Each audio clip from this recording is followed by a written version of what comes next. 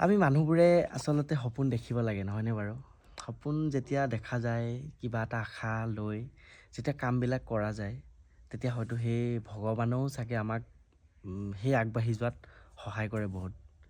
তো তেনেকৈ মই নিজৰ কাৰণে মই নিজে উদাহৰণ কিছুমান ক্ষেত্ৰত।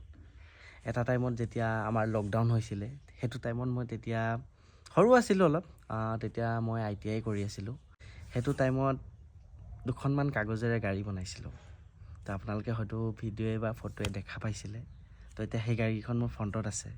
তো এইকেইখন মোৰ সেই মৰম লগা গাড়ীকেইখন মই কাগজেদি বনাইছিলোঁ। এই গাড়ীকেইখন এখন ফাৰ্ষ্ট বনাইছিলোঁ, এখন ছেকেণ্ড আৰু এখন থাৰ্ড, এই তিনিখন গাড়ী বনাইছিলোঁ।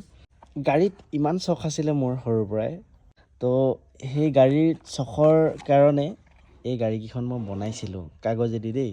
মানুহে ভাবিব পাৰে প্লাষ্টিক বা কিনি অনা বুলি, তেনেকুৱা নহয় একচুৱেলি। এই তাতে তলফালে দেখা পাইছেনে কাৰ্টন, গাড়ীখন কিন্তু চলেও, দেখা পাইছেনে?